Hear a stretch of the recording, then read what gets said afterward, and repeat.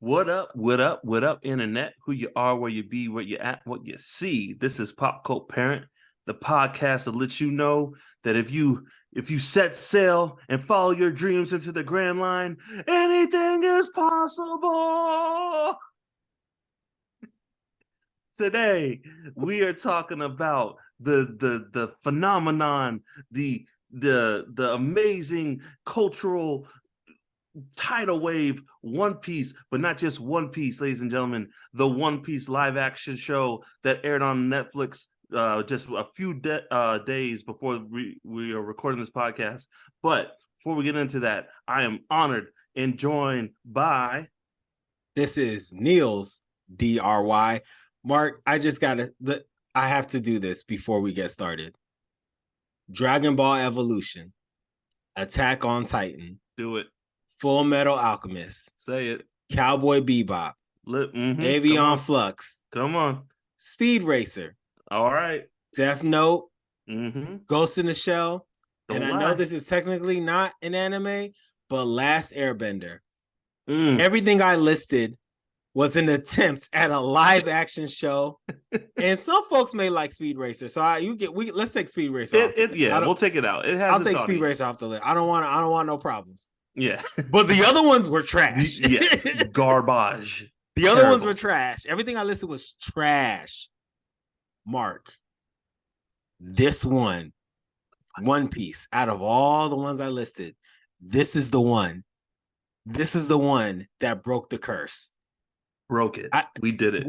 And Mark, we this did is it. universal. You and me, we did it, Nels. We did it together. Mark, I think I called you. No. This is what happened. You remember the first One Piece check-in episode when we talked about the craze for the world when Gear 5 was a thing, and we were just like, man, shout out to Toonami, the folks at Toonami, because this was their dream. Yeah. That the entire world, but definitely the United States was pressed for Gear 5. I want to change that answer, Mark. I think this is their dream. I think this is their dream right here. We got a live action, multi-cast, multi-generational, multi-racial, multi-everything, amazing, universally loved live action show based off of an anime, and it was very good. Very good. The anime. And let's just be real. Cowboy Bebop, like, One Piece isn't an easy thing to adapt. I was like, I don't know how they're gonna do this. This is a very silly show. It's a very long show. It's a very in-depth show. And I was like, I don't know how you're gonna translate this world to the big screen, but they did it. Cowboy Bebop is essentially just bounty hunters, but in space. let's call it a space. Like yeah. Like, low key, you shouldn't be able to mess up Cowboy Bebop. You shouldn't be able to mess up Cowboy Bebop. Let's be real. I mean, it's like, take Blade Runner, add jazz, Cowboy Bebop. Sounds like a hit to me. Sounds like a hit to me, right? Yes. And they messed that up. And I just want to get on my soapbox. First of all, the cast of Cowboy Bebop, that is not their fault why that thing was a failure. Everyone came correct. Not at all. Everyone showed up. That is, everything else is the reason why that failed. But Nels, like you said, to get Mark, sorry, since you're pulling this thread, Death Note is literally two guys in a notebook, and a monster. Guys in a notebook and a monster, a little monster that like hangs out in the shadows most of the time. Eats apples. How do you mess that up? It is literally a book, and I write your name in it, and then you die. And they messed it up. They messed it up. I don't know what to tell you, bro. This is like the hardest. So we'll talk about this for a bit. Just some context, folks. Though, before we jump in, we're going to review all 8 episodes of the live action One Piece, Netflix One Piece. For context, this covers roughly the first 45 episodes of One Piece, give or take, which is hilarious given what I asked you to watch. Yes. It was like the universe was like, no. Yep. After this, you'll be a fan. Yeah, Um, yeah. and for folks who this is like their introduction to One Piece, we're not gonna go past it. We're not gonna spoil anything. We're just gonna keep everything within this range of the story of One Piece. Yeah. So if this is like your introduction to One Piece and you're listening, cool. Don't fret. We're not gonna spoil. But if you do want to learn a little bit more, feel free to listen to our other episodes. We're gonna tell you a bit more about the world of Hop One a Piece. squat and talk about One Piece. Come on now.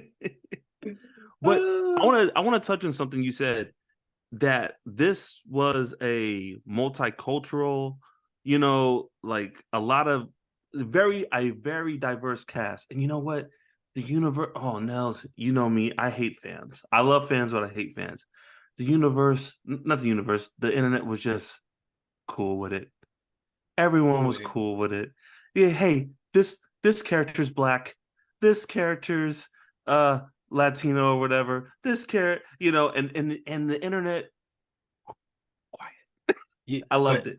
I have two thoughts on that though, Mark. One is like One Piece fans weren't gonna stand for it. One Piece fans weren't gonna stand for it because they're like, Oda said that these are the racists of the folks. And so it be said that Oda said it. And if Oda said it, you shut your mouth. Number one. Shut up. And then number two, there were some folks on the internet trying to say, well, it's not woke because they weren't pushing an agenda and this, that, and the third. And I honestly, I think this goes to like two things. One, you have said this time and time again, Mark. At no point was sorry. Let me explain what you have said. You say focus on the story, do a good story. Like, and you could like build everything around it, but just nail the story. Yeah. At no point does Luffy talk about being South American. No. You know what I'm saying? No. At no point do we talk about the grandfather being Scottish or Irish or whatever. At no point do we talk about like Usopp being a black man in Sarah Village. There's no moment where someone's like, Usopp's like, they're looking at Usopp, they're like, you've been through so much. Your people have been through so much. It's like, no, he's just Usopp. Like, we got bigger fish to fry than the skin color. You know what Literally, I mean? fish. That's where racism is introduced in One Piece.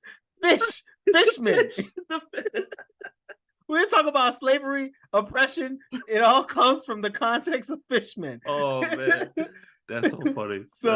So like I think like I mean we're gonna talk about the characters and the dopeness of it, but like I think that's part of it. But I think the other part is when people were trying to bring it up in the internet, One Piece fans were just shutting it down. Shutting it down, dog. Shutting it down, bro. One Piece. Look, I don't mess with One Piece fans, yo. Nope.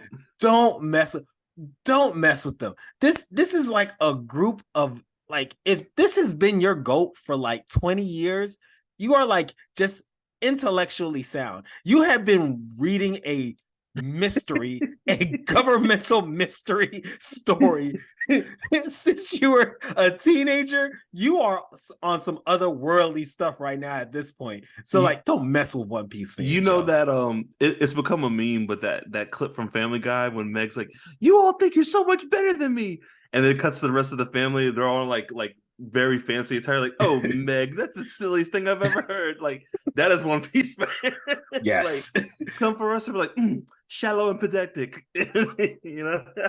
It's because they know in a few years' time, everyone is going to be reading, watching, digesting One Piece. And they're like, we've been in it since the beginning. Yeah. Like Mark, the satisfaction you're going to get 5 years from now. We were born in the One Piece. Anyways, brother, let's jump into it. So where would you like to start? You want to talk about the characters? You want to talk about like another direction? How would you like to jump? I really want to get this? into characters, man. Let's get into the characters. Let's do it. I don't know. Where do you want to start, man? I could like. So let's first talk about the Straw Hats. Okay. And then I just want to like talk about the greatness of the casting and how folks represented the characters that they were playing. Okay. So Straw Hats. First and foremost, let's just talk about it. Luffy. Mm-hmm. I think the brother's name is Anaka Godoy. Yeah. He is Mexican, I believe. I thought he was from Brazil. He's Mexican? He's Mexican, yeah. Okay, bet. Yeah. That man is Luffy. Yeah. He was made in a laboratory. Oda broke some laws of science and created a man child who is Luffy. So that is Luffy. I wanna get into him specifically because I agree with you 100%. I think he embodies Luffy's essence. Mm-hmm. The performance, I think I have full confidence in this kid going forward, right? Yes. I don't think he did a bad job. But here's my thing, and I don't think it's entirely his fault. Luffy is such an interesting character because you know what I realized? You don't get a lot of backstory on Luffy until later on, right? And the way he moves through like let's call it the first half of One Piece, is like not that he's like a Mary Sue, like he's good at everything, but he's just like, yo, I'm trying to be king of the pirates. You cool? You want to roll with me? Nah. All right. You want to throw hands? I got hands. Let's go. Like he's just very matter of fact until he isn't. And when with the Luffy performances in the show, I felt kind of weird with some of the dialogue, and I realized why. Like there was some like I'll call them like in between moments where Luffy's having like small talk with people, and I'm like, Luffy doesn't small talk. You know, like this Luffy, guy sounds really smart. Yeah, like I was like, Luffy doesn't have small talk, and Luffy's not very introspective, at least in the beginning of One Piece. But then I realized something: a lot of anime protagonists have internal dialogue, and I want to say Luffy might have zero in all of One Piece. There's no like, you don't know what Luffy's thinking; you just see what he does. It is rare and far few between when Luffy has an internal dialogue. Yeah, because he speaks what he's thinking. Yeah. You know what I'm saying? So like all this, like I feel like Luffy does, and then Luffy won't. Not that he won't talk, but he doesn't need to talk until he needs to in the anime. He will sit there and like look at people with that little like deadpan face, and they'll be like, yeah, this. And they're like, that's stupid. I'm going to be king of the pirates. See you later. And they're like, what? Like, but like that's cool. I'm not complaining. I'm just like, it took me a while to like adjust to that. Yeah. Because I understand you can't translate that to live action. So like, I think that's a me thing. And I understand why it was done. But like, it made me realize that like Luffy might be, besides, I'll say maybe Goku, the hardest anime protagonist to bring to life. Yeah. I think this is how you have to do it, to be honest with you. Like part of the reason I was cool with it is because like it was like when I first was getting in the groove, I was trying to get settled. I was trying to get settled into it as well. And I was like, this is like Luffy with heart. But then I was like, no. Luffy has heart. Luffy has tons of heart. So what is it? And I think it was like, oh, this is just Luffy live action. Like he's if he was a person that was walking and talking, he would have to say and do more. Yeah, like it would not just be like the tone deaf version that you would get in other things. So Mark, like I hear you. I have one little tiff about Luffy. I think the actor killed everything, to be completely honest with you. I thought he killed everything. I even liked the accent. Like it was just like a nice little touch.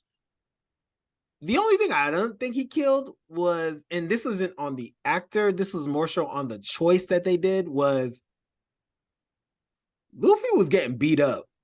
And Mark, we're not going to spoil what happens later on in the show, but it took me a while watching One Piece before I saw Luffy actually get beat up. Now, Luffy has gotten hit, stumbled, this, that, and the third, but I ain't never thought Luffy was out of a fight. Not never. Yeah. And in this, like, it was an interesting choice because in watching this, I'm like, Zoro's the strongest person in this show. You know what I'm saying? Well, I guess Mihawk, but like Zoro of the Straw Hats. We're gonna talk about me. But Zoro is like of the Straw Hats, Zoro is the strongest one when you look at it. And that's definitely not the case in the anime and the manga. Luffy is the clear strongest person in the Straw Hats. And I think that's done to connect to like, I think anime fans can get it, like we get it, right? We understand the tropes of anime, right? Like protagonist shows up first episode, someone comes up to him, hey, little punk, and like spills whatever they're eating, and then like he's like, can I have another? And like, hey, you got it, we're the purple dragons, and then he kicks their ass, right? Like, you're literally describing Shanks and what happened with Shanks. Yeah, right? Exactly. Just letting you know. That is Shanks. But that's what I'm saying. Like, I think anime fans, we get that, we've seen that, we expect that, and I think for like, I assume this is to get a more general, maybe a Western audience. We need to see the progression. Luffy just can't start. But I agree with you because it's interesting because the backstory we get with Luffy explains why he got hands and he's wrecking people. Like in the anime, he could have been toe to toe with some of these people, but because he took so much time in his backstory training, that's why he's the freak that he is, and he's wrecking havoc through the East Blue. So I feel like that was a showrunner choice. Like, okay, look, we got to build him up. We got to get people to like him. We got to make. I think Netflix might have made this call, and they're like, well, if he's kicking everyone's butt, like, what's the threat? Yeah, and it's like that's not necessarily what anime. And why does he need a crew? Yeah, like it's like no, that's not the point. We like to see that. We like to see people get wrecked, So I think that was maybe like a Netflix choice to like nerf Luffy in the beginning and build him up. Hey, and you know what? It's probably the right choice. If you want to be honest with you, I don't know how that would translate. It would probably translate like Superman, and as we know, as simple as the character Superman is, people have a really hard time doing the Superman story. So I think I get it. Anything else with Luffy? I do want to say and this is pretty much with all the characters, every piece of dialogue that came out of their mouth, I could hear the anime like dub or sub actor's voice saying these things. And I don't know off the top of my head, I can't like think of an example, but I remember watching an adaptation and just being like, that character wouldn't say it like that. Like they wouldn't act like that. They wouldn't do it like that. There was never a moment in this whole show where any of the Straw Hats or any other characters did or said something. I'm like, yo, they would have said that in the anime. They would have done that in the anime. That's like a perfect note-to-note translation. Wow. You're right. I mean, I'm low-key, I'm trying to be like, no, you're wrong. Here's an example. Can't think of it. No, look, wow. That is amazing. The only one is Luffy. And it's because Luffy don't talk. Yes. Luffy don't talk. Until he's throwing hands and he's gonna tell people how he's gonna like kick their ass. That's the only time. Or he's hungry. That's it. That's it. All right, bet. Let's talk about the other Straw Hats then. Nice. Usopp. Mm-hmm. Just Usopp was. So here's the thing. Usopp wasn't he didn't visually seem like a scaredy cat. But you could tell that he was frightened. And you could also tell he wasn't a monster like Zoro and Sanji, even though they were very much so monsters in the anime compared to this. But like, man, if this was how I was introduced to Usopp compared to like how I was introduced to him in the anime, then he would have been my favorite character off rip. Mm-hmm. Because Usopp he's like the heart of the Straw Hats. Which if you like watch, anime and read the comics, you get why Usopp is like the heart of, but you can like see it in here. He's like the heart, the conscious, the soft spark, the warm, the love of the Straw Hats in there, man. So the actor is Usopp. I mean, he killed it. I really appreciate some of the changes that they made and like him being brave and standing up for old girl and just sitting in her room and be like, no, I'm not backing down. Like, I loved it. Cause like just that little glimmer of Usopp dopeness that if you keep watching, you will see more of. Yes. Yeah. Hey, Don't no spoil it, spoiler, Mark. no spoilers, Don't spoil Nails. But you and I both are very excited for a, let's say, Usopp presentation in the future. I have to stay alive. I have to stay alive to see what you're talking about in live action. Dun, I dun, cannot dun, wait. dun, dun, dun, dun.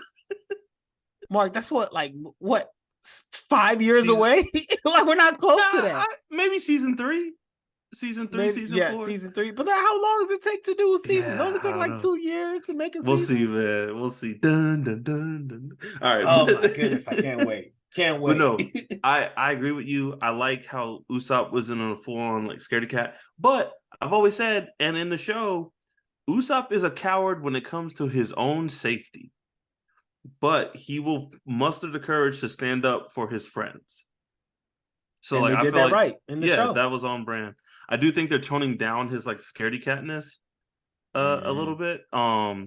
He's not a full-on coward. He just like he has to in this adaptation, he has to muster up the courage, but it's there. I will say, bruh, love the interpretation of his exploding star. Yes. Like I was like, yes, like nice. Fantastic. Yeah, and very nice. I wish they did Usopp's hammer, but that's to each their own. To each their own. Yeah. If I was a part of the Netflix show, there would have been an Usopp hammer. I think it shows up in Alabaster, so maybe we'll get we'll get some of that. But I need more of it. No, this guy again. Everything he said, he is Usopp, but like turned down. If Usopp is a 10 in the anime, I think this guy is running at a 6. Yeah, you know what I mean. I'd say maybe an 8, but yeah, I hear you. It's just because Usopp is like but he, like you said, he's the heart of the Straw Hats. He's the audience surrogate. You know what I'm saying? Like we've said time and time, and I hope we see this in the future. Because I love it in anime that Usopp and Nami are like always on the same page. You know when it's like when black people walk into a room and they see another black person, they nod. That is Usopp and Nami. like all right, hey, we're immortal. We are mortal. Hey, team, stay alive. Team, stay alive. Team, stay alive. Right. Go let the rest of the crew do what they gotta do, but team, stay alive is making it to see another day. So I hope we get some of that in the future. Yes. So pivoting to the next Straw Hat, which is the one that I feel like there was no change. It was they took him from anime version and made a live action version, and that is Roronoa Zoro. That is Zoro. That is it. Nothing changed. To finish, nothing changed. No interpretation. No like, oh, I'm gonna twist this. He was like, I understand the assignment, Oda. I'm Zoro. I'm Zoro. Mark, I have nothing else to say. I have nothing on my notes. I have nothing else to say about this. That guy is Zoro. In case you were wondering how Zoro is like in the manga, in case you're wondering how he is in the anime, you just saw it. That live action guy, that is Zoro to a T. If anything, there is more sword in mouth action in other parts. That's pretty much it. The three sword style. I did not know how that was going to translate to live action. I was like, Mark, how did they make that look cool? How? You have Zoro a cool character. So like Zoro's a cool character, but like how did Mark? You have like, a background and understanding of like digital arts, and if someone told you like philosophically you have to like make this guy look very cool with a sword in his mouth, how did they do that? Because it should not be cool. That should have not been cool in no way, shape, or form. Yeah, I think it's because one, they don't do it a lot. Yeah. And even in the anime, I don't think he pull in the anime and the manga. I think Zoro reserves 3 sword style for when it's like it's game time. Like it's time to like come correct. So I think that's one reason, because he doesn't have to do it all the time. But when he does it, the fight choreography doesn't lack. It's not like, oh, he put the sword in his mouth and he's like, like swinging his head back and forth, like yes, like go get you, So the choreography helps because we're like, oh, this guy has a sword in his mouth, but hey, he's still rocking it. So accept. Facts. Again, and what I want to say about him, this guy, I feel like we will see him more. If we don't see him more, he's Japanese, correct? He is. Actor. If we don't see him more in like Western cinema, I feel like he's gonna be like the who's the girl who plays 11? Oh, Millie Bobby Brown. I feel like him and the actress that plays Nami are gonna be like and maybe Luffy to a degree are gonna be like kind of like the breakouts, and we'll see them in other stuff. But if we don't see him in more Western stuff, he's gonna be a star in Japan. Facts. Like he already is a star. That man he was in another anime remade movie before he did One Piece. It was like Knights of the Zodiac or something like that. So like the brother is a star. And Emily Rudd, who plays Nami, and we'll talk about Nami next, she was already a star, bro. She was already in like a few shows. She was in Fear Street specials on Netflix. Yo, she was in Fear Street? She was in Fear Street. Yeah. Oh, she had like 5 million followers before she got casted as Nami. Shout out to Fear Street. Street. Big deal. If you like horror, check that out. I think it's 3 movies on Netflix. Fantastic. But back to Zoro real quick, and we can move on. Again, nothing came out of his mouth that I was like, Nails, when he spoke, I like in my head, I heard like Chris Sabat saying these lines. You know what I'm saying? I heard like Zoro's anime voice coming out of this performance because the lines they gave him, I was like, yes, Zoro would say this. Zoro would act like this. Zoro would do this. Like, and the fighting, the Zoro fights. I mean, chef's kiss, dog. That you can say it, Mark. Say it. Say it. I want you to say it. Say it. I say it. On par with the anime.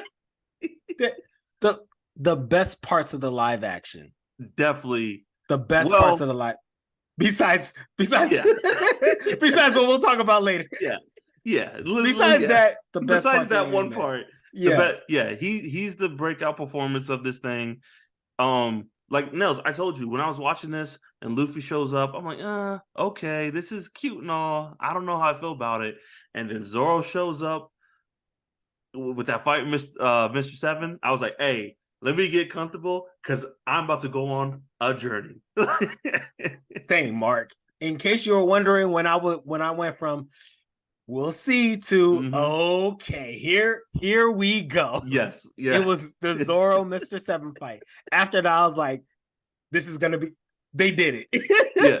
I was like, they did it. You have got me from here. I am convinced this is gonna be a good show. I'm with you, man. So, shout out to Zoro. Okay. Nami. Yes. Nami, I mean, she killed it, right? Like, but she probably had one of the hardest jobs, if I want to be honest with you. Yeah. And it's not necessarily playing like the roughneck, smarter than everybody, condescending jerk but lovable like friend. Like that wasn't the hard part. The hard part in playing Nami was the last 2 episodes of the season. And old girl showed that she is an actress. She is an actress. It's beyond like she's like, no. This is my job. I know what I do for a living. Back up, everyone. It's time for me to act.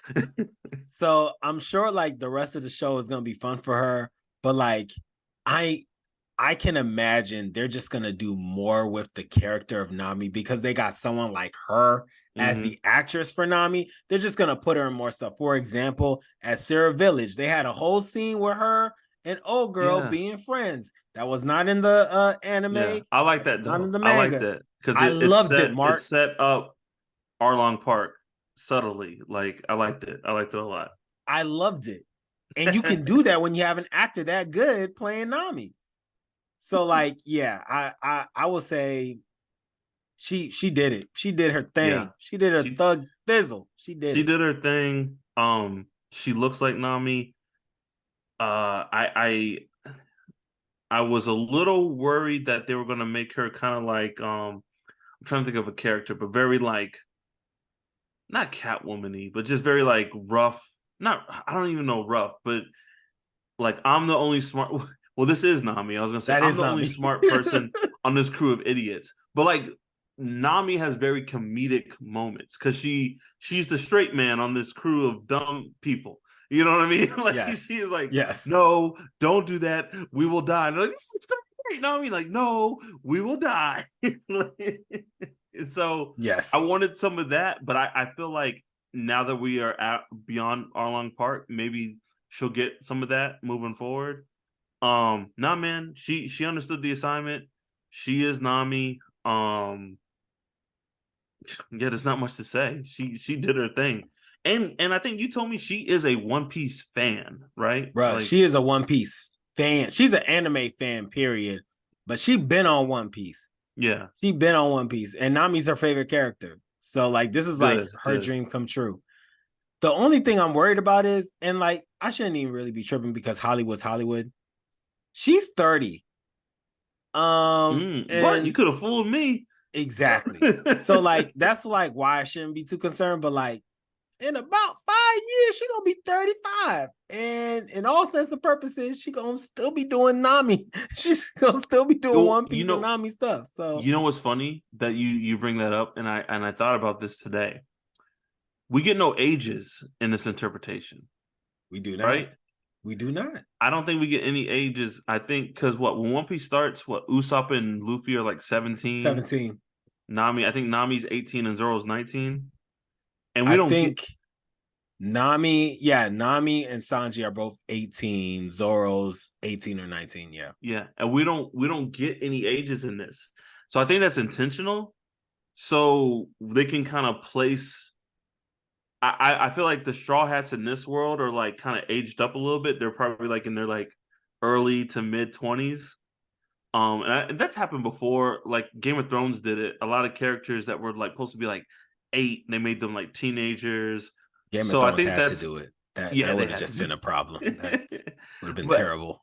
I think that's intentional, and I don't think we're going to get any ages because it doesn't add anything. It doesn't give anything. The only thing is like Luffy being so young and him making the moves he does. It's like, wow, this kid from the new generation is making major moves, and he is only 17. You know, but other than that, I don't think you need to know any of the characters' ages. True. I actually think it makes a lot more sense looking at live action. Well, at least from the eyes of of an American, of like looking at it from the West and how we like interpret live action stuff. I think it makes sense. All right. Last but not least, Sanji, at least within the Straw Hats, because we're going to talk about some other ones, but Sanji, another person that Oda went to some random country. No, he went to Spain and he concocted he either created him in a lab or he went into a prison and said, hey, turn this person into a karate master and a chef. I'll be back in 5 years. I'm gonna put him in the One Piece show. You know what happened? Because One Piece is 20 years old. Oda did like some like Jedi, Old Republic, go find the younglings. It's like, I will come for the boy on his on his 25th birthday. and left a little like a little going merry toy. He's like playing with it. He's like, I will come for the boy, and he will play such. Oh, he did that to all the cast. He found them when they were young because Oda knew that this would happen. He's like, I must find them now. He comes back 5 years ago and is like, it's time. It's time. Are you ready? You it's like my name is your name is Sanji. Read this. Oh, shoves man. shoves him all 100 volumes of One Piece. Read this now. This is you. Oh man. Oh man. Yeah. Anyways, he's the guy. In case you're wondering, we think the guy who plays Sanji did a great job. Yes. And again, Sanji's fighting style, he just uses, and I don't think they the one thing I was like, oh, they didn't explain it. They didn't explain his fighting style. Not yet, anyway. For you who only have watched maybe this show, Sanji uses his feet to fight because as a chef, he will not use his hands. His hands are for cooking. So that's why he kicks. But they didn't explain that in the show, which is fine. But I was like, man, this is another fighting style brought to life. His introduction, where he like breaks up those two guys fighting, and I was like, yo, like this looks good. Like it looks good. I fully believe that this guy only fights with kicks. Arlong Park, he did his thug thizzle mark. I was like, whoo! That seeing him and Zoro fight together, like you must have felt amazing. I've only been a One Piece fan for what, 6 months now, give or take. You've been a One Piece fan for a minute. I can't imagine the satisfaction you got seeing them in Arlong Park and it going well. I want to talk about Arlong Park. Okay. I had a lot of time, but we'll get there because we'll get there. Yeah, we'll get there. But no, like I think, and this is, and you'll understand this.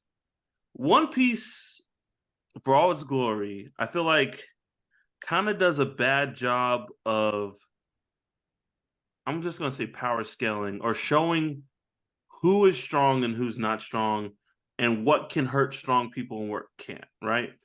Yeah. Because, like, I'm trying to explain this. You know, you get people in One Piece who are like, I'm going to punch you in the face, and they punch him in the face. And then you get people in One Piece who are like, I'm going to kick my foot and knock this building over. And there's no, like, distinction in, like, telling who can do that stuff and who can't. We get more reason why that's a thing later. But, like, in the beginning of One Piece, you don't really understand why someone's strong and someone's not. So I felt like I was like, how are they going to get that part down? How are they going to get the part where like fights become almost like DBZ fights and people are like destroying whole ships and destroying whole city blocks, and I think they nailed it. Still, they don't really explain why is someone strong and why someone's not strong, but I was worried about that. Does that make sense? Yeah, I think the way they did it, well, one thing I appreciate about the anime that I think they did their best job in doing it is when I got to this point of One Piece, I was just like, oh, everybody's dangerous. Like the way I interpreted it was like, you can't tell how strong somebody is because Mihawk comes out of nowhere and like he's the final boss. You know what I'm saying? you shouldn't even see some. So it's like, oh, okay, like you need to be weary of everyone.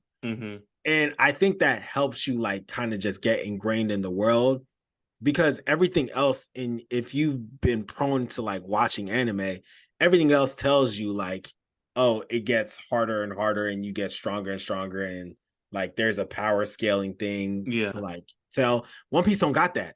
You just gotta like, you gotta get in where you fit in. You can fight this one guy and he'll be like the biggest badass in the world, and then the next guy, no one knows about him, but he's stronger than the other guy. And you're just like, what? You just have to be like, okay, and then deal with it. So I thought they did as best as a job they could with that interesting aspect of the show. And so I thought, I was scared because I was like, so are all these fights going to be pretty grounded and just, you know, this is One Piece, but instead of like Luffy destroying the ship, he just punches people in their face. But no, they're like, no, we're going there. We're going like, you know, Garp's really strong, Arlong's super strong. So I I appreciate that they did that, and I appreciated that it looked good. Yes, bro. So Mark, let's do some super quick other characters. Like, Okay. and I'm more so telling this to me because I can go on for a long time about each of these characters. But let's just do like a couple of lines about some of these characters. Okay. First and foremost, Kobe. Kobe They nailed Kobe. First season crushed Kobe, it. they nailed Yeah. it. I'll say this: kid did a great job. If they're going where I think they're going with Kobe, this man's got a lot of work to do. I'm praying for him at night, Mark. He's got a lot of work to do. Him and Helmeppo. They got a Him lot and of work to do. Look, season 2, I'm sure they want this writer strike to last a long time. Because what they have to do between season 1 and season 2, bless them. Yeah. Okay, so that's Kobe. Helmeppo, I would argue if he's not the best interpretation, he's in the top 3 in my opinion. Like, that is Helmeppo. He crushed it. Like he nailed it. He nailed it. You know how like J.K. Rowling was like, Emma Watson is Hermione. Like that guy is like, I don't know what that guy's been through. In my head canon, he is like the greatest actor that no one's ever known. He gets the little script and it says Helmeppo, One Piece. He's like, this is my magnum opus. And he just watches. He's like, finally. Constantly watches all the Helmeppo scenes and reading the Helmeppo parts of the manga. And he's like, this is my last chance. And I will nail this character. And he did. He did, Mark. That's Helmeppo. Better than Kobe. Like, and Kobe crushed it. Kobe crushed it. Better than Helmeppo. Helmeppo, if he ain't my number 1, he my number 2. Like, Helmeppo was up there, bro. Okay. Garp. I love what they did with Garp. But like, for context, folks, if this is your introduction to One Piece, we meet Garp, but we don't really meet Garp at this point of the One Piece show. We learn. First of all, we don't learn that Garp is Luffy's grandpa for several arcs. Like if you gotta break it out in seasons, like what we learn, he's Luffy's grandpa. What, season 6 or 7, give or take? Yes. So that was one thing, and the other thing was like, yo, I think this is how you.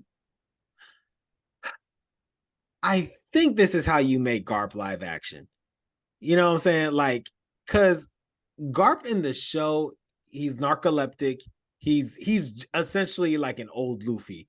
Like, he's dumb and silly and strong as heck, and can't nobody stop him. And he does whatever he wants, and he's erratic and says whatever he wants. And they played him a lot more cooler and collected and calculated. Garp in the anime and in the manga is not calculated at all. This Garp was I beg to argue. I think he is, but he kind of does the Luffy thing, but he's been doing it for like 50 years. Where Garp, I feel like Garp is like, I'll let people think me the fool. Like, I don't care. Like, you think I'm an idiot, but like, I've seen something. Now, as we know, we read 1,091 chapters. Dog, we know Garp has seen some things and has done some things. Mark, Garp has seen some things, bro. That man should retire. The things that he has seen, he should sit down somewhere. Everyone should leave that man alone. He has seen some things, Mark. Some things, right? So I think that's Garp in the anime. Like, I think he is very smart and calculating, but he lets the rest of the world do its thing, right? And he's like, well, I'm gonna go over here because this is gonna happen, and he sees it happening. I love Garp. You know, I love Garp. Garp might be one of my favorite characters in the anime and the manga. I get it. I appreciate this interpretation. I like this interpretation. I feel like you could have did anime Garp. You could have brought that like Thor energy, like very like, I'm strong and I'm you know what I'm saying? That Chris Hemsworth kind of Thor. Chris Hemsworth Thor is Garp. You could have Yes, played yes. that in live action, but they chose not to do that. They made Garp more calculating and like more cunning, which is fine, man. You do get glimpses of like the anime Garp when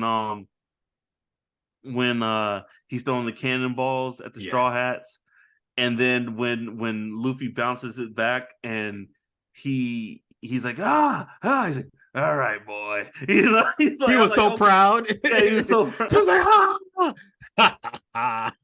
And good job. And I'm glad you brought up Garp because I think Oda has done some intentionally interesting things with Garp in this interpretation. One, Garp is at the execution of Gold Roger. Yeah, instead of another character. Instead of another character, that right? we'll probably meet. I feel like that's not on accident. And we can get into that maybe later when we talk about like things. But I feel like the fact that Oda wanted Garp to be at that in that scene is not an accident. And it means something, right? Yeah, but what the hell does that mean? Whatever. We'll talk about it later. We'll talk about it later. And then Garp's presence, like you said, we don't learn he's Luffy's grandfather until like later on. I was thinking about it. You know what? There is no like marine antagonist or presence in the show until we get to Smoker. Like you get Axehand, Morgan, and that's kind of it. Like the Marines are kind of like background players. And then we get to Smoker, and he's kind of like, quote unquote, the Marine antagonist to the Straw Hats. So I feel like for those of you who don't know who Smoker is, don't worry, you'll see him in season 2. Well, he's the guy at the end of the like the final credit, the after credit. Yeah, and you'll find out who he is. They may not know that the brother was smoking cigars. His name is Smoker. He's a Marine. That's all. Like, look, I'm not telling you who he is or what he does. The guy's name is Smoker, right? But what I'm saying is, there's no like Marine antagonistic presence in the show really until you get to him. So I feel like that's why they brought Garp in so early. Why not make Smoker the antagonist in East Blue? I don't know. I don't know why. My theory is this is my theory. My theory is Nels, some backstory that we know about. They got that actor who played Garp to do some of those backstory scenes with some of those actors who play those parts. That's my, before those kids aged up, that's my like really tinfoil theory. Okay, so that's one theory, which makes a lot of sense. And I'm sorry for y'all who have no idea what Mark's talking about. We don't want to spoil it for you, but if you know, then you know what Mark's talking about. Yeah. But the other thing could just be like we're gonna follow Koby, like, and if we're gonna follow Koby, it's like a Straw Hats and Marine, like Koby Marine, and there's two stories that we're following at the same time. Then it makes complete sense for why we introduced Garp so early. So yeah. But did we need to know that Garp was Luffy's grandfather? Absolutely not. Yeah. No. And maybe this is because we didn't find out for years. I mean, you didn't find out for years. I found out like because I spent through reading everything. But like, I can't imagine. Like, whatever. Anyways, that reveal is one of my favorite moments in One Piece, where like Grandpa and the world loses their mind. Like, you're a grandpa? Like, yo, stop. Your grandpa is a vice admiral, and not just a vice admiral, the vice admiral. Like the greatest hero the Marines have ever had. Oh, what? Such a good reveal. Yeah. So let's wrap up with characters. I think there's two big deals that we have to talk about. Yeah. Maybe three, but yeah, go ahead. Maybe three. But we can speed through them. So I'm gonna go with Buggy next. Yes. And yes, if Helmeppo is in the top 3, and if Helmeppo is not number 1 to me, then Buggy is number 1. Yeah. I say, Mark, I think the live action interpretation of Buggy in this arc is better than the Buggy that you get in the anime. Ooh, in this part of One Piece. In this part of in this part of One Piece. Just to be Look, exceptionally clear, in this part of One Piece. I don't know if I agree with you, but I'm gonna let you cook. I'm gonna let you cook, right? Because like what you're saying is not crazy. Like he really crushed it. He really Think about it nailed like this. How excited are you to see this actor play Buggy, knowing what Buggy's going to do in the future? Yeah, I'm pretty excited, and I'm glad you brought that up because we know the scene where Buggy tells Luffy he knows Shanks, and he's like, and he betrayed me, and like you could like, oh, I was like, yes, like I was like, yo, Oda told that man, he told that man what the deal was, because like I just felt the pain that he had, and like, and if Oda sat him down and told him the whole story of Buggy. And if you don't know, you won't get it. But like anime fans, I feel like when he hit that line, he betrayed me. I was like, man, this is good. I'm surprised they didn't do a flashback. Yeah, I think it's too early for that. But yeah, there's some other people they need to cast in order to do that flashback. But no, man. Buggy, like I said again, I'm gonna repeat myself. I don't know what the voice actor's name is. I could hear his voice say these lines without missing a beat. He was funny. He was Buggy. He was funny, sadistic, and dangerous. Dog, and Nels, they made the chop fruit not look stupid. How? How? The like, chop power is stupid. All right. It is stupid. You're supposed to think it's stupid. How do they not make it look stupid? It's Buggy. So Buggy, everybody, but here's the thing. I know for a fact when folks watch One Piece and they've never seen the live action One Piece and they've never seen One Piece before, I already know Buggy's gonna be their favorite character. Yeah. Like just from seeing that guy animated, like him being sadistic and just having like gravitas and being funny and like everything like that. Of course they're gonna love Buggy. My wonder is this, Mark. We know that Buggy is an old character, 20 plus years old character. Do you think people are gonna be like, this is his Joker, blah blah blah. He's just doing his own Joker. And it's sad that because people are gonna forget how old One Piece is. Yeah. And when One Piece was out, we didn't have like 8 different Jokers. Yeah. When Buggy first hit the scene, it was like Mark Hamill, Jack Nicholson, and the guy with the mustache and the Adam West joint. You know what I mean? Like, yes. But like, whatever, that's fine. I will say, I think we'll see a lot of Buggy cosplay, right? And I think a lot of Buggy Halloween costumes. And then, real quick, did you notice? I might be one of them. I might be one of them. Did you notice that when Zoro gets to that bar in like one of the first episodes and he has Mr. Seven in the bag, homeboy from Buggy's crew is at the bar there too? Yes, I did. Like, nice. And then we're talking about characters. I just want to say this. Nels, I don't know if you noticed or saw, there are so many just background side characters from the anime or whatever that they cast to character and costume and they're in the same. I'm like, yo, you didn't have to do that. You could have just filled this with a bunch of people in regular clothes, but they did that. The dog from Orangetown makes an appearance in the show, bruh.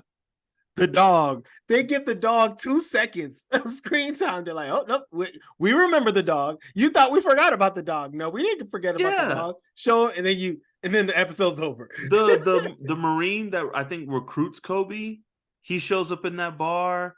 There's just so many like little background people that I'm like, I can't believe you set someone up in a costume to look like this one person and put him like just bravo. They clearly love the show. Yeah. They love One Piece. Period.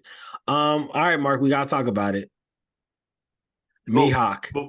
Before we talk about Mihawk, okay. Before we talk about Mihawk, I just want to say this: Zeph, did his thing. Dude who plays Zeph crushed it. He nailed Crushed it. The dog had more heart than Zeph. Yeah.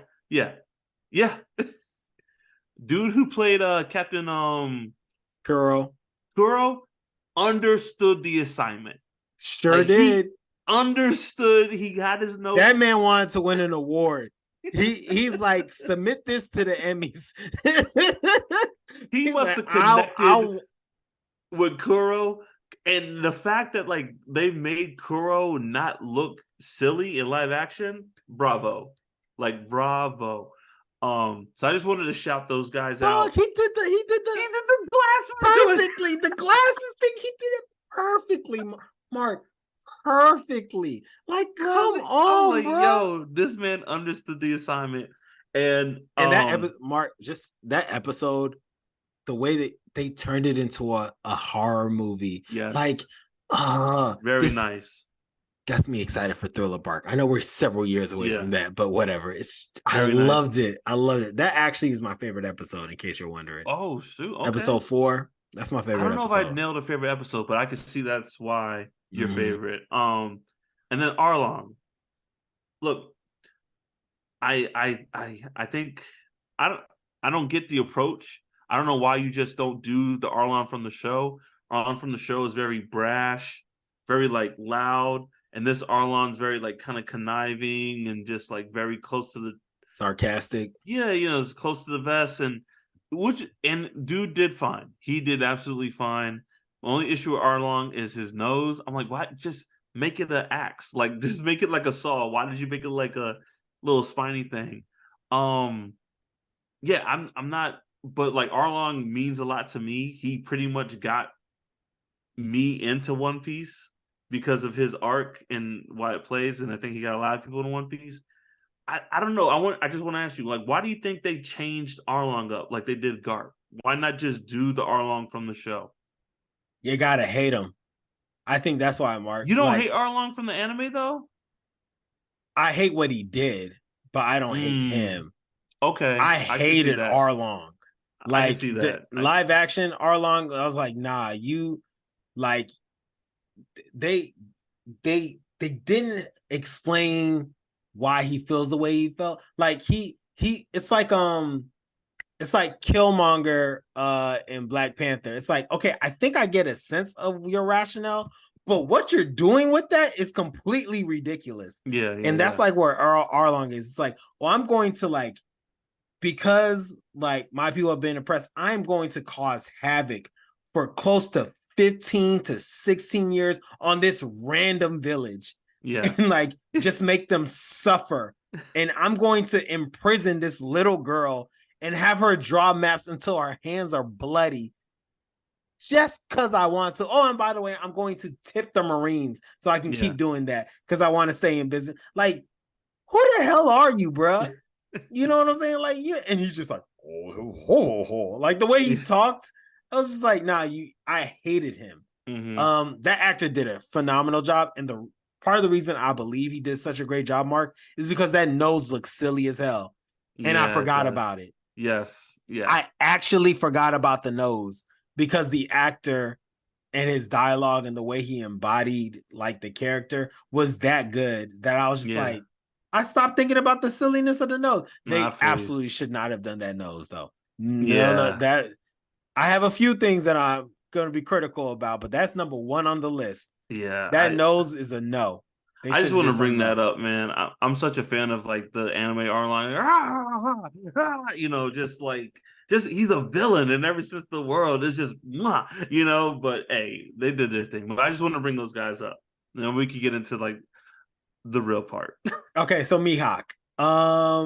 Mark, when we saw Mihawk in the preview, you and I had similar feelings like, this looks like a cosplay. Mm-hmm. Not sure how this is going to, like, this guy just looks like he showed up at a Comic-Con. Yep. Saw a few episodes of Mihawk and was like, yeah, I like that guy. I'm going to dress like him.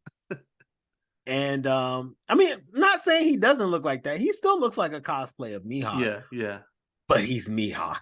Ooh, he came to play. He came prepared. Nels, the Mihawk introduction, should have been the beginning of the show. If you want to get people to watch this show, re-edit this, put it back out, and put that Mihawk introduction in the first, before you introduce Luffy or anyone, put that Mihawk intro in the beginning. Dog, I was sold.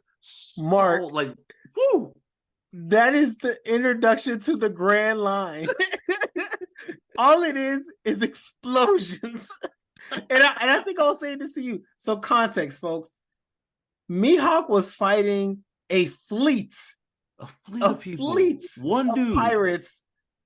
Don Krieg and his fleet, like in the anime, that's like 5,000 pirates that Mihawk is fighting. And so you see all these explosions and stuff like that. And it's like, okay, this must be Mihawk and a bunch of folks against a bunch of other folks. No. It's a bunch of folks against Mihawk. Yeah. That's Mihawk. Just by himself. And he is putting in work. Dog. He is putting in work, bro.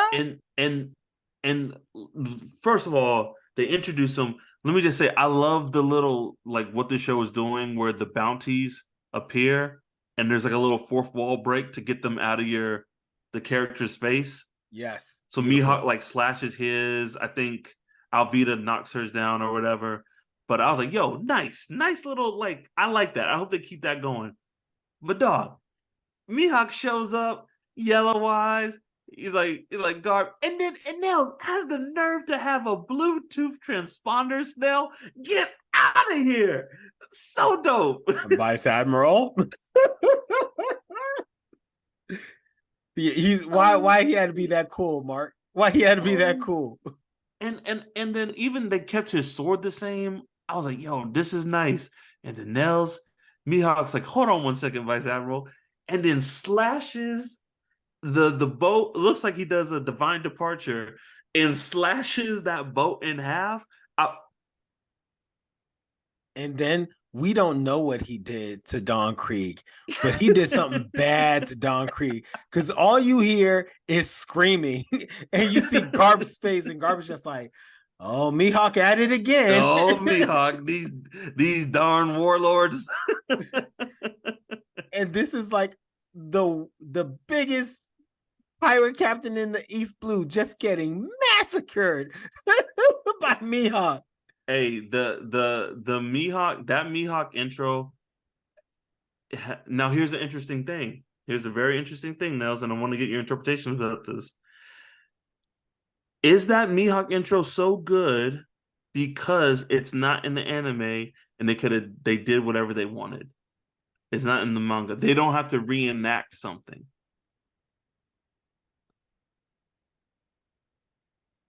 Yes, but I think you can't do that Mihawk introduction without seeing more of Mihawk in action. Mm-hmm. And we have seen more Mihawk in action on the anime and the manga. Yeah. And so like there are some things that he did in the live action that we've seen him do partly in later episodes of the anime. So I'm not gonna lie, I would have loved this intro in the anime because in the anime we don't get this.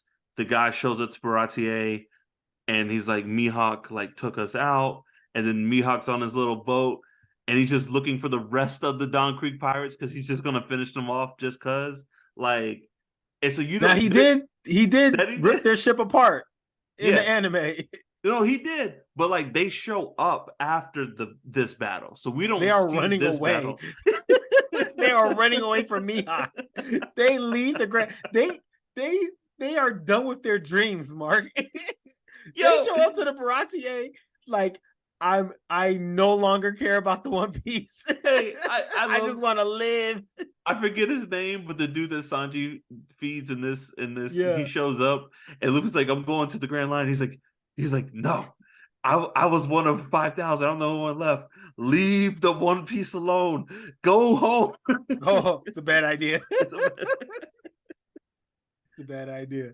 No, and then Mihawk's fight with Zoro, beautiful. Like, great. I was worried about how they were going to do the, his dagger against the three sword style.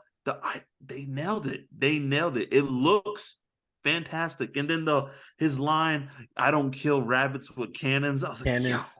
come on. Now I do think the anime did it better, in my opinion. Yeah. But for live action, this was great. This was great.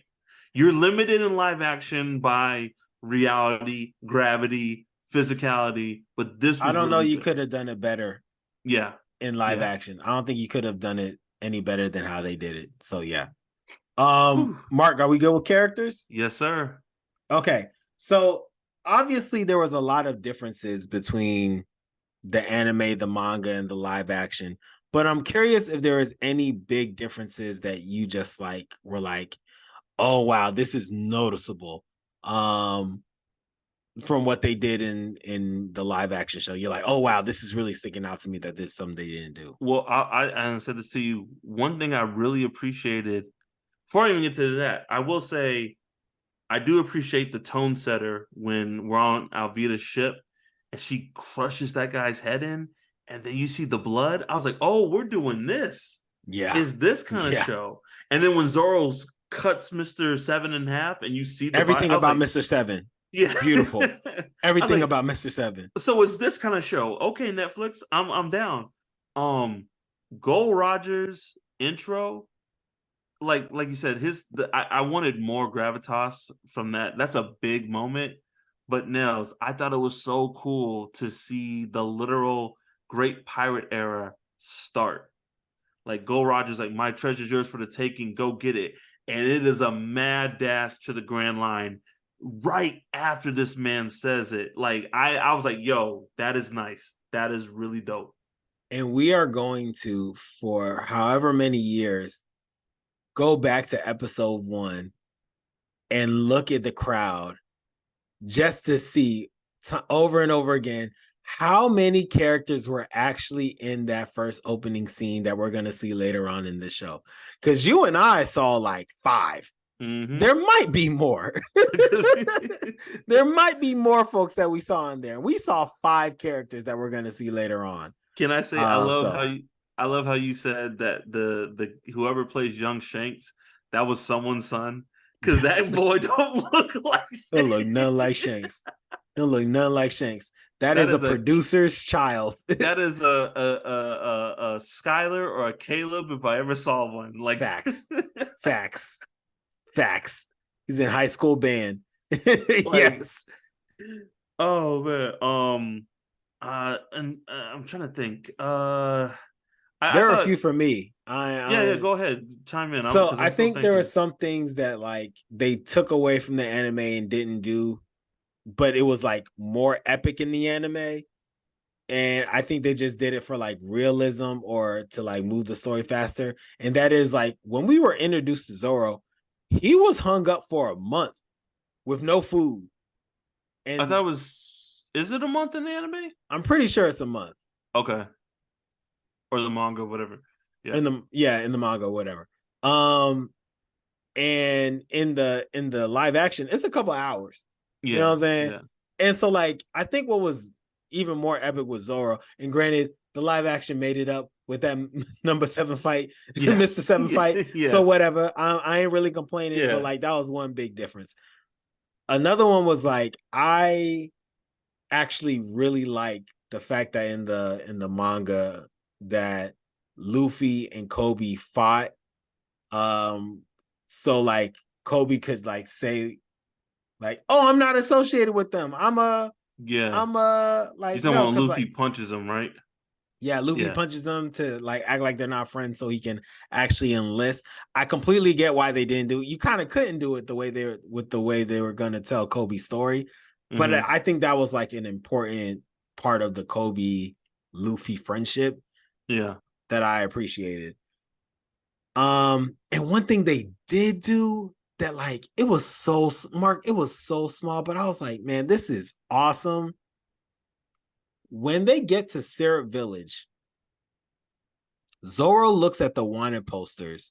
He sees Buggy's poster and he's like, man, we should have like turned him in. We could have got this money. Mm-hmm. And Luffy's like, you're kind of a wanted man too. You can't really turn pirates in anymore. Yeah, yeah. And it was like, bruh, it never dawned on me because I was always wondering. I was like, man, they could make so much more. All these pirates they keep beating up, why don't they turn them in? I was like, They can't. they They can't. can't. They're pirates. They're gonna get arrested too. But like Mark, for a while now, I was wondering. I was like, bro, you can make 3 million berries if you turn this guy in. Yeah. Turn him in. What's Take wrong now? to the proper authorities. Yeah, it's Take like, Arlong's because they're ass to the pirates. proper authorities. They're gonna get arrested too. So it made a lot of sense. Yeah. It was just a small thing they added to the show that I really appreciated. So are we talking about just straight up differences, like Yeah. him or hate him, whatever? Okay. So I will say Nami leaving the tent, Buggy's tent, and seeing what his crew did to the village. I was like, that's nice. That's a nice setup for Coco Village. Yeah. I think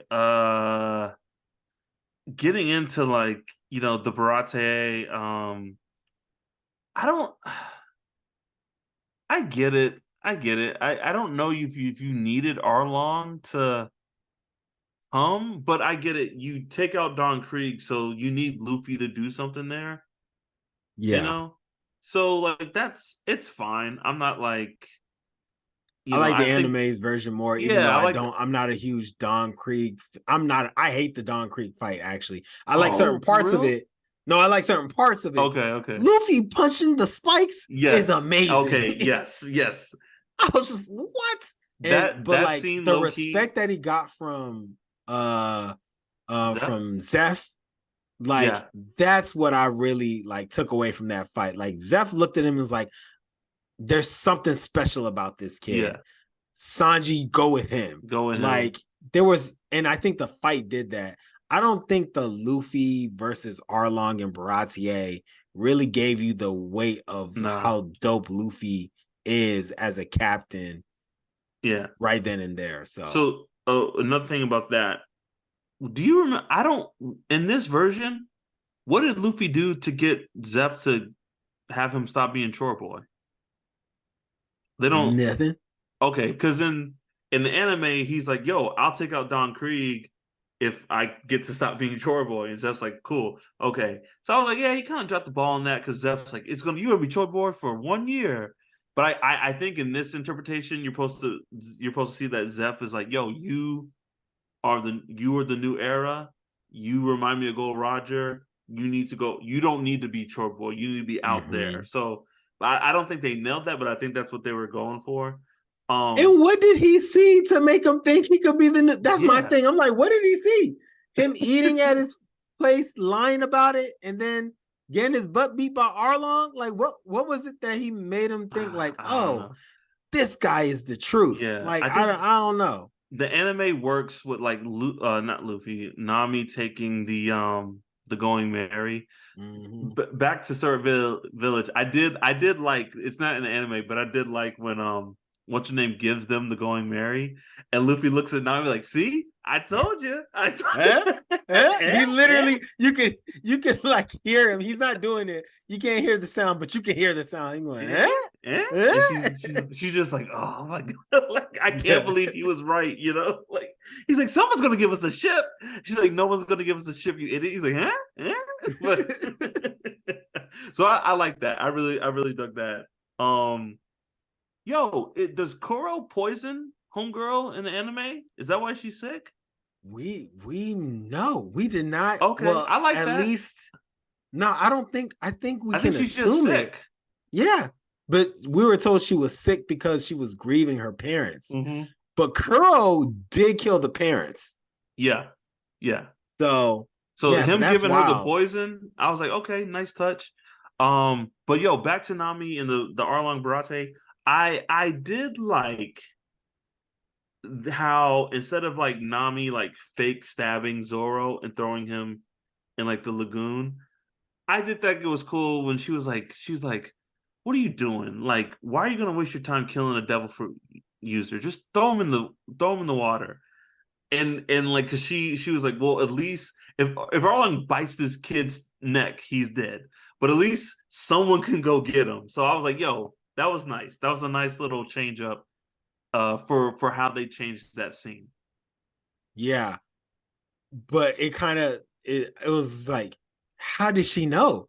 How did she know that Sanji was going to jump in there? Did she talk to Sanji? Like, what was going on? Well, I think she just like that was the best case scenario.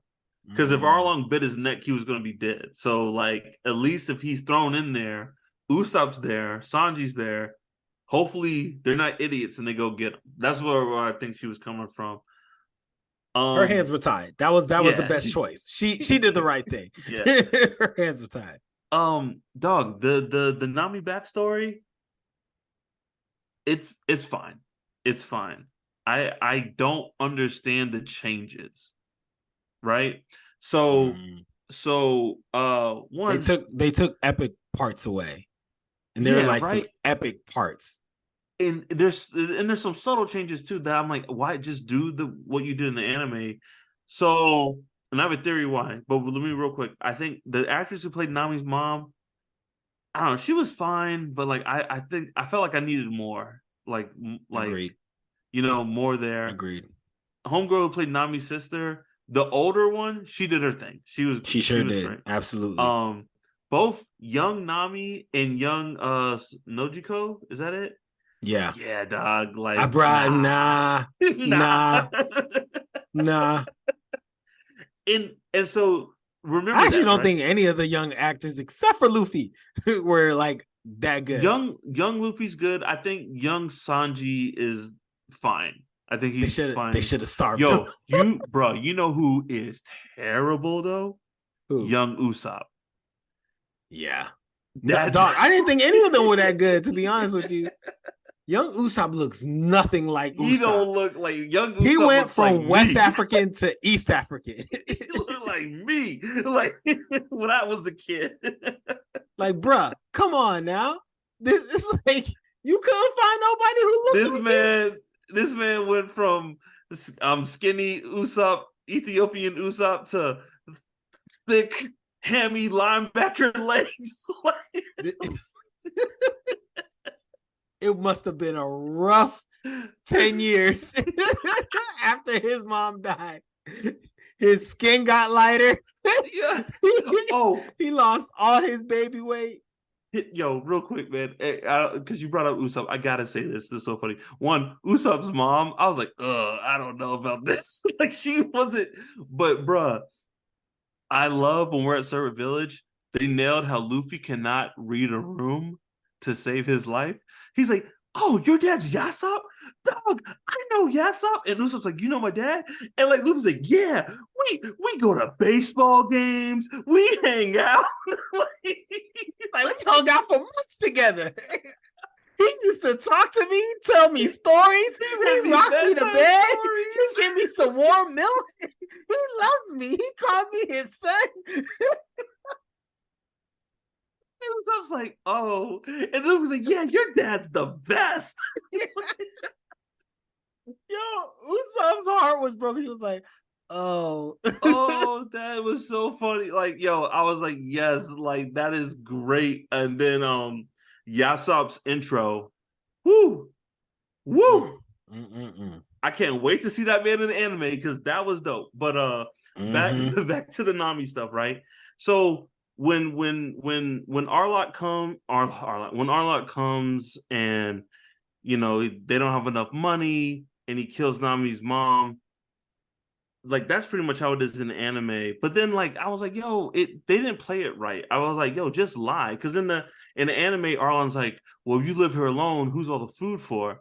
And then the windmill mayor or whatever is like, oh, I was coming over before you guys came. Yep. And then I forget how I think one of the fishermen find Nami and Nojiko like in the bushes, right? Yeah. Mm-hmm. Yeah. Just do that. Like I didn't. He's like, who lives here? And like, my daughters. And I'm like, just lie. Just be like, people were coming over. Then y'all like. Yeah, it makes so much sense in the anime, but they also had more time to work with it. Like they have more time. I guess if you like, you know, because that's like two or three different. Like if it was in the house and just in the house, I'm assuming that's one day of filming versus if you have like two Yeah. other places, that's like 2-3 more days of filming. So And I and, guess I and so kind of get it. here's my other thing, and I'm glad you said that because when they take Nami to be an Arlong pirate, they shoot her mom and let's go. And Arlong sees all the maps. He's like, "Yo, who drew these?" And Nami's like, "I drew them or whatever." And he takes her, right? Yeah. And then Nami comes back with all the money in tears, like, "Look at all the money they gave me." And like, "How could you work for them, Nami?" Blah blah blah. Which I love in the anime. But in this, she like goes to them like, "I want a job." My theory is that the actress couldn't get there, right? She couldn't get there. She couldn't like physically like, "They gave me all this money. Aren't you happy?" Like she, and so they're like, "Nah, just go ask for a job." Oh, that makes a lot of sense. That's my But theory. she wasn't hitting it. She wasn't He hitting it, wasn't dog. hitting it. I did not like Little Nami. I wasn't a Ugh. fan of Little Nami. In the anime, Whew, little wasn't that Nami little is. adorable? Oh, Nels, when she's like, "Look at all the money they gave me," and like, and then That I poor think the little whole thing girl. with Coco Village and them not knowing, because in the anime they know what Nami's doing, they just It don't hits let so her much better, know. bro. Yeah, they don't let her And I'm not know. saying it didn't hit in the live action, but it hits so much better in the Mm-hmm. anime. They were suffering for years, and you can see and feel the suffering. And the whole time they're like, "Nami, we knew, and you are our only hope, and we didn't want you to know that you are our only hope." Like, Mm-hmm. oh my god, that made me a fan. I mean, at Yeah. least it made me continue the journey. That right Yeah. there made me continue the journey, and they did not put that part in. Well, they Yeah. switched it up, so I was like, So it's still good, but it was just all like, that lead up, all that lead up to the Luffy help. Like I said, the actress who played Nami, she did everything she was supposed to do. She nailed it. I was like, this isn't hitting. But Nels, when she picked up that knife and she started screaming Arlong, I was like, yo, is it getting a little misty in here? got Is me. it? It got me. It got me, bro. It got me. I was like, Arlo. It's like, where's she, Luffy? He should be coming anytime soon. no, she nailed that. You could tell she studied because she even hits the Arlong the same way the voice actress did. The Arlong, Arlong. Like I Same was like, way. yo, you did your thing. You did your thing. I mean, she a fan, bro. She's a She a fan. fan. So yeah, I'm not surprised at all. I got one more difference, and then Mm-hmm. we can move on. This might be a little petty, but no Usopp pirates. No Usopp pirates. I couldn't get the little kids. It's all I right. even forgot they existed, dog. I Okay, It would have fair been enough. cute. It would have been cute. It It would would have be been cute. nice. It would have been nice. It would have added to the whole like that's why he's Captain Usopp. They're not needed. They're I know. really, but no, I agree with you. It would have been nice. I am glad my boy Usopp got some play when he left Syrup Village. Like, okay, Usopp, all right, all right. Okay, Usopp. Usopp got a rich lady to come Yeah, back rich to. girl, Look, I ooh, don't know rich what's gonna girl. happen at the end of One Piece, but I know Usopp is going He back going to back to Sarah Syrup Village. And he is living in that house with her. He's coming back. I don't know how to, but he's on his way back. He is Like, going back. oh man. All right, so Mark, I think the other things I want to talk to you about was like we kind of talked about like what they missed on a little bit. We can keep Mm-hmm. doing that, but why did this work, Mark? I just read to you at like the beginning of this episode over 7 successful animes that were horrendous live action shows. Why is this the one? Like, what did they do to make this actually work? Like, it boggles me. So What do you think I happened? think the reason why this worked is the same reason why when the first X-Men movie came out, people were blown away. Mm, The hope when you do an adaptation, you can't make a note for note remake. It's not feasible, nor is it interesting, right? You got to take the source material and be as loyal to it as you can and make changes that make sense in the realm of physical medium you're working in. Mm. And Oda was there. Oda was there. It was like, yo, this is your Nami. This is your Zoro. You know what I'm saying? Oh, Oda, we filmed this. Nah, film it again. Like, he made them reshoot stuff. And so that could be like dangerous, you know what I'm saying? Because I feel like just because you write well doesn't make you a director or a filmmaker, right?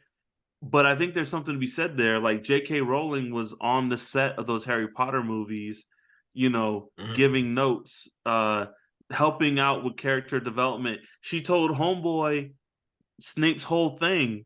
You know what I'm saying? And so when you go back and you watch those movies, you're like, yo, like you could see it in his performance. You can tell, bruh. Yes, you know, you can tell. Like, so it's this like perfect blend of like, we need to honor the source material. We need the creator input, but then we need to like just look at something like this is a good example, whatever. But love him or hate him, Michael Bay made the Transformers movies, right? And then Michael Bay said, if I do this, his one big thing with like Hasbro, he's like, if I do this movie, I'm not gonna have any mass changing. And in the Transformers in the old show, like characters would turn into a tape deck and then become huge robots for no reason. Yes. And he was like, no. He's like, if they do that, it has to make sense in the reality. They have to transform to proportional size of the vehicle that they are. And I think like, yeah, stuff like that is important for the interpretation, because not everything translates to live action. And book purists and anime purists just have to like accept it. It just doesn't. Like Zack Snyder's Watchmen. I'm not the biggest Zack Snyder's fan. I don't even like Watchmen that much. We'll say the show Watchmen makes that movie 100 times better. But we're not here or there. For another day. For another day. But at the time when that came out and where we were as a society and like where like comic books and stuff was in society, when he changed the ending to make it just like a explosion instead of the giant squid, I was like, yo, I get it. That makes sense. Like, I understand why you did that, and it works. That's like literally the only change he made. Everything else was like a shot for shot, panel by panel. Like, that's why it's a 3-hour movie. He did literally like damn near everything in the thing. Yeah, and then like Sam Raimi's Spider-Man, he took out the web shooters. Because like he just thought, he was like, nah, it doesn't make sense, like what he's gonna make. Now comic book movies are a thing, so we can accept that. But like, yo, the biological web shooters, I'm fine with it. I don't care. I didn't have a problem with it. Yeah, I have a problem with it. So yeah. I think it's just that realm of like respecting the source material and not fully on changing. Because dog, you said it, like, dog, the Netflix Dead Note, dog, Light is nothing like Light in the anime. Cowboy Bebop, bruh, they took Vicious, who is the easiest character to reinterpret. Like, give him white hair, and he's Batman but evil. Like, he's just like, but no, we're gonna make him. That's like an actor's dream job, by the way. Like, oh, is that what you want me to do? Is that what you want me? Or we're gonna make him crazy and weird, and then we're gonna make Spike's love interest the villain. I was like, what the hell are you doing? Like, what? Like we're not here or there, but that's why I think this works. Okay. I've been quiet. I promise. Look, I haven't been going in on Cowboy Bebop, and I won't. I'm just gonna say this one thing because I've been trying to bite my tongue. It might be the easiest anime to do a live action for. If you're going to do a live action anime, that's the easiest one. That's the easiest one. No, and let me take that up. Death Note was the easiest one. That was the easiest one. Correction. I'm sorry. You're 100% right. Death Note was the easiest one. Then it's the number 2 is Cowboy Bebop. And they messed both of those up. And the same company that did both of those was like, we're going to do One Piece. Probably the hardest anime to do a live action for. You know what? And this is the one they got right. Yo, we failed twice. Now let's do the hardest thing we could ever do. The hardest one. and they knock it out the park. What? No, that's like we have a pickup basketball team, and like we lost like 2 games, and then the next game you're like, you know what? We're gonna go play Golden State. Yeah, and we beat them. And we beat and we beat them. Makes no sense. Yeah, that's what happened. Yeah. So Oh, the one thing I'll say, I think you're right, Mark.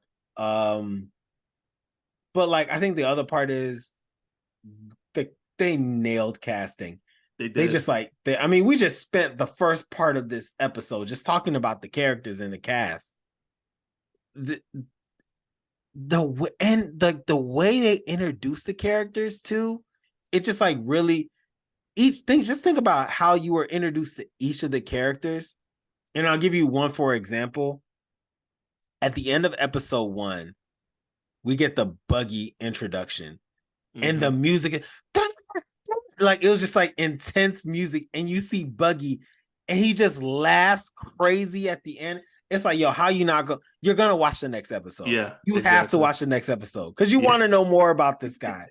And so, like, it's like they just nailed it. And there's a lot of things that make One Piece special, but the characters, like, that is definitely one of the reasons that One Piece is so special, because Oda goes in depth for each character that he introduces to. And if he doesn't go in depth at that moment, give him about 3 years. He's gonna go in depth. You're gonna learn about that character. You're gonna learn about every character that's on the screen and why they have their motivations. Nah, man. Yeah. You nailed it. So I just think part of it was just the casting, and it was phenomenal. So yeah. Well, Mark, anything else about the live action show? Yeah, you know what? I just remembered this. I wanted to make this point. The only thing I'm kind of disappointed about, One Piece has, and I get it, it's probably to distinguish itself from the anime. One Piece has fantastic music. Like there are music notes and beats that happen at certain moments. When something tragic happened, this piece of music plays. When something like heroic, this piece of music plays. And I felt like for the most part, this show had its own music. You did hear Binks's Brew. Binks's Brew in the background, and then when what's his name? When, oh my god, Shanks gives Luffy the hat, that song that's playing in the background, it's like a re-rendition, but I've heard that before. I don't know what it's called, but like that's been in One Piece before. Mm-hmm. And then I can't remember if it's at the end, when after Arlong Park. I think it's at the end. I know you're talking about. Yeah, you get a little bit of We Are. Yeah. You get a bit of We Are.